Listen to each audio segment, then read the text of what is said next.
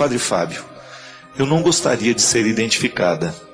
Identifique, por gentileza, somente a minha dor. Moro no interior de São Paulo, sou jornalista e especialista em comunicação e comecei a ter uma vida na igreja mais ou menos 2 anos atrás, época em que conheci o seu trabalho. Assistir ao programa Direção Espiritual foi uma experiência que me fez não só mudar a minha vida, mas também me impulsionou a trabalhar de forma voluntária na igreja. A comunidade onde frequento, padre, é a mesma onde minha mãe sempre frequentou. Eu nunca havia participado de nada anteriormente, nem crismada eu ainda fui. Padre, o que me ocorre é que diante de tudo o que Deus fez em meu coração, eu quis integrar a igreja com o específico de minha profissão. Procurei o padre da paróquia, propus ajudar na pastoral da comunicação, afinal é o que sei fazer e graças a Deus sou muito competente na minha área.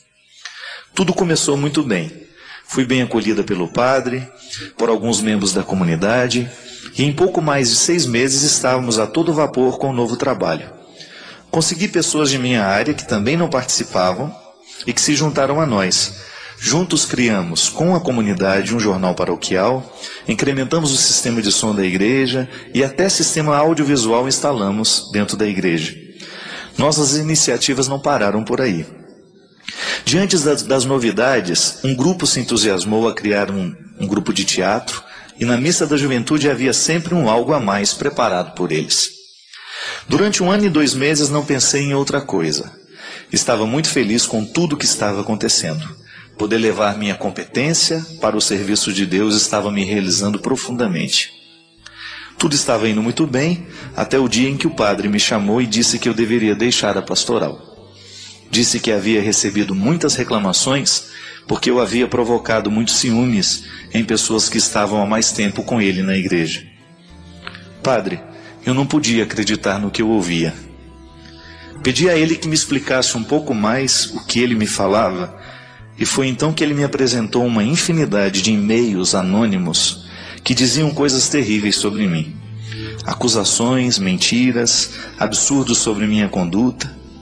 Padre Fábio, confesso que não sou santa. Luto para ser, mas ainda não sou. Mas posso jurar por tudo que é mais sagrado nessa vida, que nada do que aqueles e-mails diziam era verdade. Estou desolada, padre. Estou me sentindo traída. Eu que sempre trabalhei em meios competitivos, onde a regra é vencer o adversário, confesso que ainda não havia experimentado tanta maldade como enfrentei nesta situação. A igreja, que foi o lugar em que pensei que me completaria, foi justamente o lugar da minha maior decepção, minha maior ferida. Desculpe-me, Padre Fábio, mas eu precisava lhe contar isso. Você foi o responsável pela minha conversão e, motivada por suas palavras, eu quis dar o meu melhor.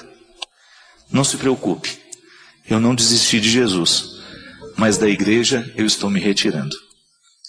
Quem sabe um dia eu descubra um lugar onde eu possa ajudar, um lugar onde as pessoas estejam verdadeiramente motivadas pelo Espírito de Jesus.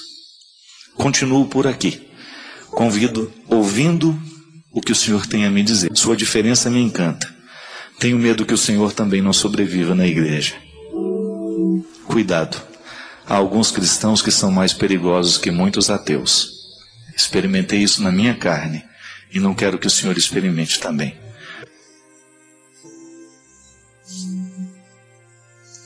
Meu pai, confesso que eu tinha lido só o início.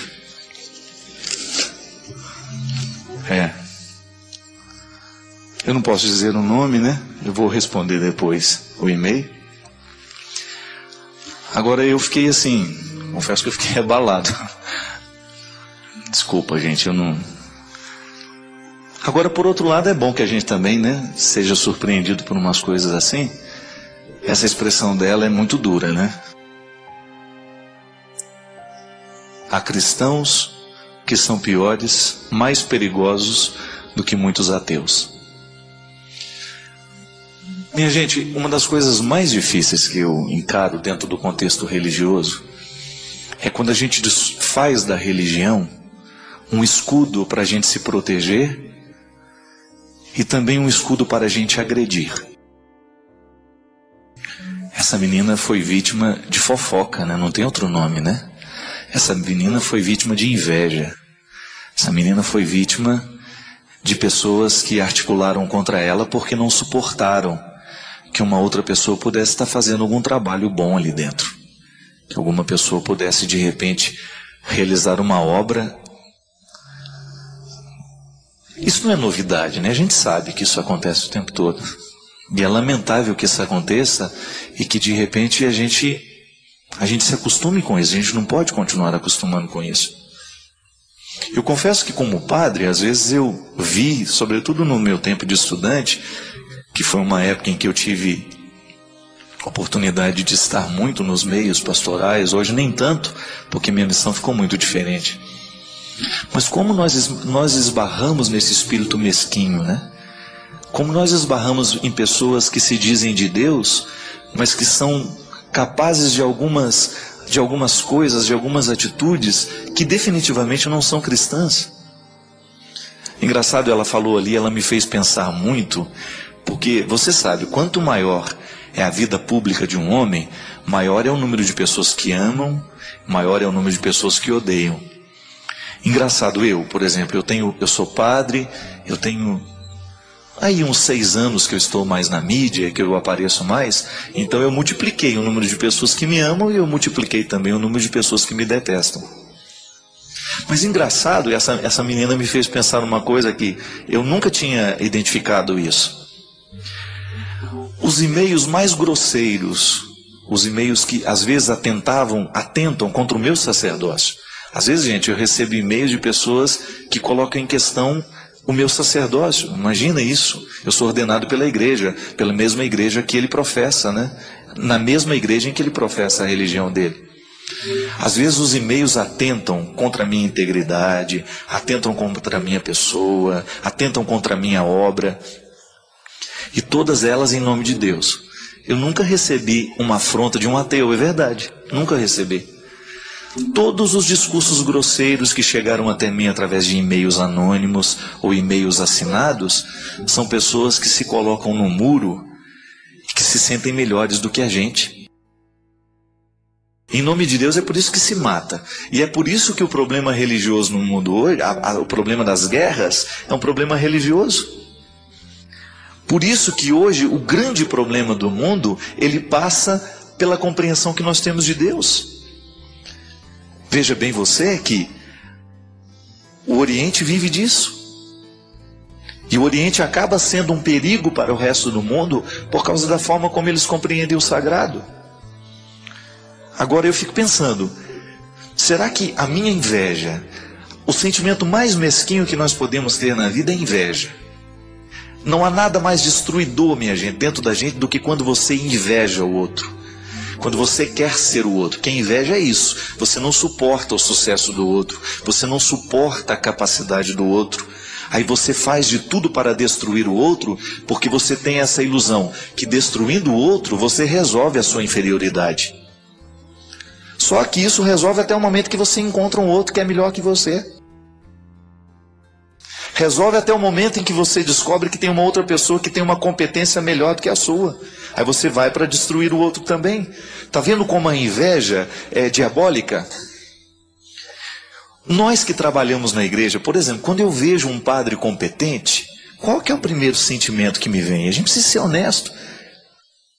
Pode ser que o primeiro sentimento que nos ocorra é de inveja. Eu queria ser como aquele padre é, só que eu não tenho as mesmas competências que ele. Aí eu falo mal dele. Aí eu falo que ele não presta, que esse jeito não está certo, que ele é isso, que ele é aquilo. Enfim, eu começo a elencar uma série de coisas que eu preciso justificar a minha inveja. Então eu começo a criar um grupo também para ser contra ele. Quantas vezes na vida nós já descobrimos, já vivemos isso? Quantos amigos meus padres que eu já vi massacrados dentro das suas congregações por causa da inveja dos outros? Quantas pessoas não conseguiram sobreviver porque foram vítimas de calúnias, foram vítimas de inveja? E às vezes, gente, o sentimento que cria na pessoa é de tanta solidão que ela cai na vida mesmo. O padre precisa ter amigos, não pode, senão ele não dá conta de viver. Ah, mas ele tem defeito, mas todo mundo tem. E muitas vezes não é o outro que tem que mudar, não. Sou eu que tenho que articular melhor o meu jeito de ser gente, porque senão eu vou começar a criar histórias e histórias e histórias dos outros, sem ter um mínimo de fundamentação. Isso é pecado, isso é grave. Agora imagina, uma comunidade se junta, de repente nós temos ali uma jornalista qualificada, uma pessoa para dar qualidade à nossa pastoral da comunicação, que é uma das maiores fragilidades da igreja. Nós precisamos de comunicação. Nós precisamos de uma comunicação bem feita, nós precisamos de uma liturgia bem celebrada. E de repente, quando tem alguém dentro da comunidade que tem uma capacidade um pouquinho melhor do que a nossa, a gente se fecha e a gente começa a criar intriga. Pelo amor de Deus, onde é que está o espírito cristão? Se a gente se sente motivado a destruir o outro, porque a gente não suporta que o outro seja melhor do que nós, pelo amor de Deus, isso é diabólico. E nós fazemos isso em nome de Deus. E nós fazemos isso com cara de santo ainda. E nós assinamos esses e-mails ainda com fique em paz. Não, pelo amor de Deus, chega dessa hipocrisia. Nós não temos o direito de fazer nas nossas infelicidades, nas nossas frustrações, as nossas armas para destruir as pessoas que não são como nós. Porque o que tem de gente competente aí, dando a vida pelo Evangelho, o que tem de padre, gente, hoje, lá no interior do Mato Grosso, lá no interior do Maranhão, saindo, viajando distâncias imensas para ir celebrar uma missa para uma comunidade que às vezes tem 5, 6 pessoas. Eu tenho que me alegrar com isso, por saber que existem padres muito mais competentes do que eu, com um espírito missionário muito maior que o meu, que minha vida é fácil demais perto da deles. Que lá no interior, hoje, neste momento, quantos padres estão assistindo esse programa? Graças a Deus, eu sei que eu tenho a participação de muitos padres. Eu sei, meu irmão, o quanto que você sofre na sua pele muitas vezes, o quanto você muitas vezes é vítima de inveja, de pessoas que não aceitam que você seja capaz disso, disso, daquilo. Mas sei que também que eu, que você, muitas vezes apontamos armas na direção dessas pessoas também. Minha gente, se tem uma coisa que eu tenho pedido a Deus, é que Ele me dê um espírito de mansidão. Às vezes a gente perde a paciência, mas eu posso, do fundo do meu coração, eu posso abrir a minha caixa de e-mails e posso deixar você ver todos os e-mails. Eu não tenho lembrança de, em algum momento da minha vida, ter perdido o meu tempo para escrever um e-mail para atacar alguém, para falar mal de alguém. Sabe por quê? Eu não quero essa condenação para mim. Não queira para você também, não. Há tanta coisa bonita para você mandar. Se você não pode contribuir com o outro, saia, fique de fora. Se você não tem alguma coisa para agregar, fique de fora. É melhor a gente ficar fora do que entrar no círculo e estar condenado. Cuidado para aquela mancha de sangue, sabe? Não ficar tomando conta da sua testa. O sangue dos inocentes, às vezes. Quantas pessoas vivem o martírio da fofoca porque a gente criou a história? Quantas pessoas vivem noites e noites sem dormir, angustiadas, com as mentiras que inventam, com as ameaças que criam, porque a gente criou tempo para isso. Às vezes nós tiramos um tempo da nossa vida para a gente sentar na frente do computador e escrever um e-mail desaforado. Para quê? Para machucar, para magoar uma pessoa que você nem conhece, para acusar de uma realidade que você nem sabe. Como é o caso dessa menina. Meu Deus, pensa que foram várias pessoas, ela mesma disse. Não foi um e-mail, foram vários.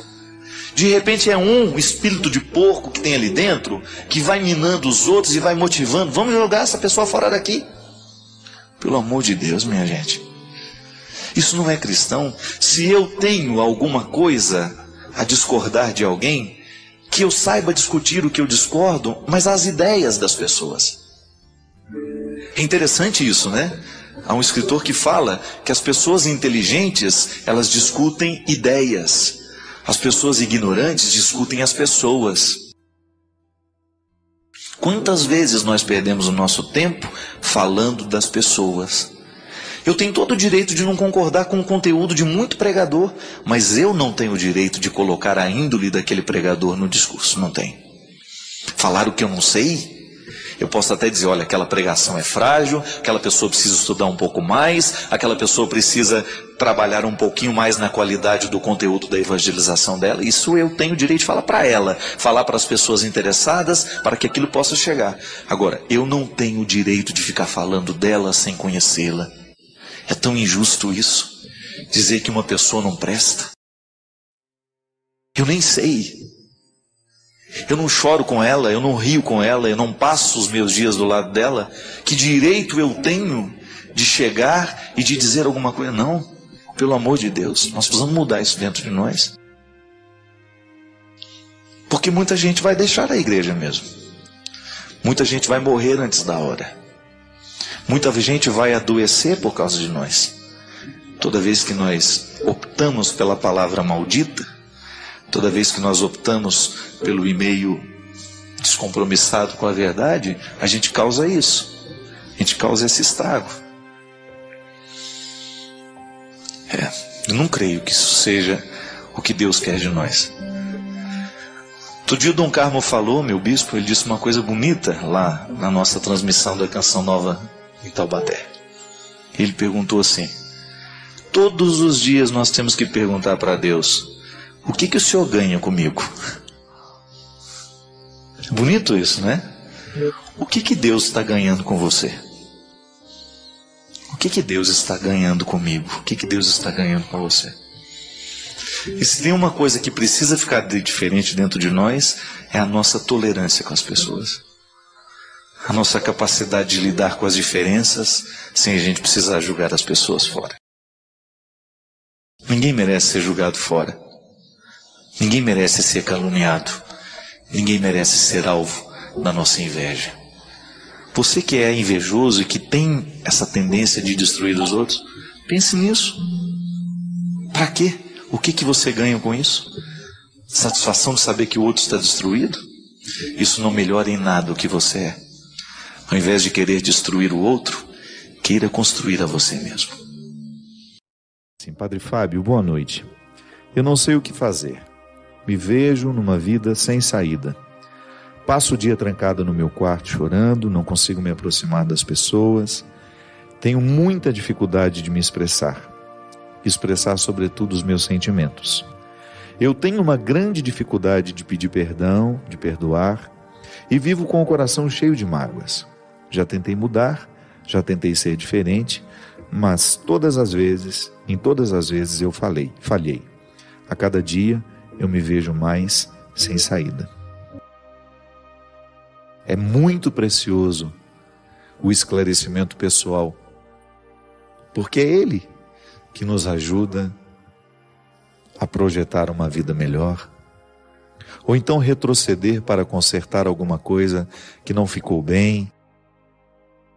Viver consiste em ir adiante, mas também retroceder. Viver bem consiste em ir adiante, mas também retroceder. Retroceder é absolutamente necessário às vezes, para que a gente siga mais leve, depois de ter reorganizado aquilo que nós sabemos que ficou para trás e que não ficou ajeitado dentro de nós. Aí sim você vai mais leve, você caminha melhor, porque no gesto de retroceder, você desfez um fardo que lhe privava de ir adiante. É tão cruel quando a gente percebe que nós estamos desperdiçando um tempo precioso, prestando atenção no lado de fora. É importante demais que a gente volte os nossos olhos para dentro, porque é aqui no dentro que nós podemos identificar a nossa verdade. É aqui neste encontro pessoal que você saberá dizer se você está feliz com as escolhas que você está fazendo.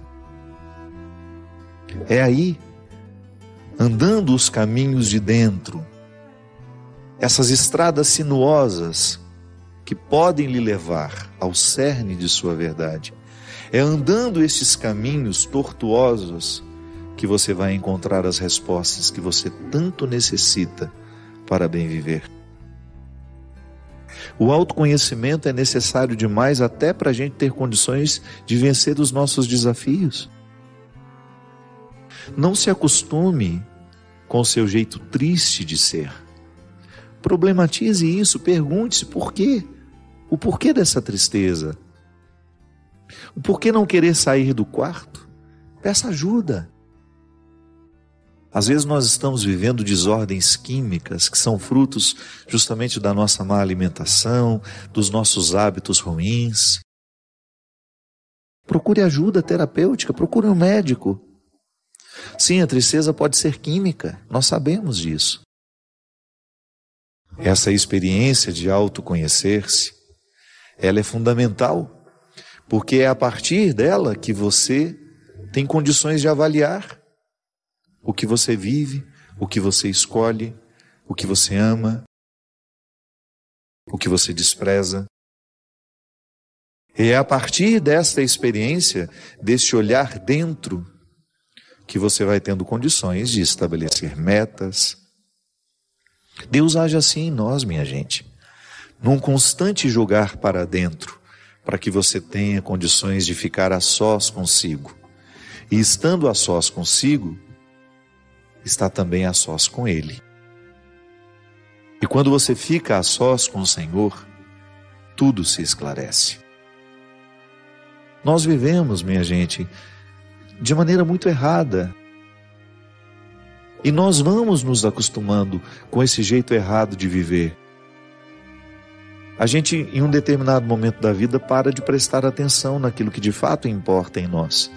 A gente presta atenção em tudo. A vida dos outros nos interessa tanto.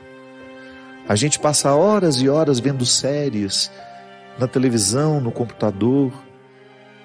Nós nos interessamos pela vida dos artistas, nós nos interessamos pela vida dos outros e dedicamos tão pouco deste interesse a nós, aquilo que nos move, aos nossos desejos, aquilo que estamos fazendo da vida.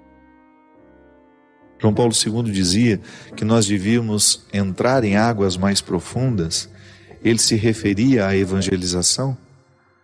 E o primeiro passo deste entrar em águas mais profundas é justamente o mergulho que nós precisamos fazer em nós mesmos.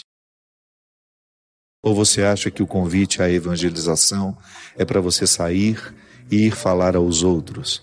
Não, isso é uma consequência. Primeiramente, é entrar nas águas mais profundas do seu coração. Não se acostume com as respostas rasas que você já lhe respondeu sobre você. Cave um pouco mais. É isso que eu desejo do fundo do meu coração.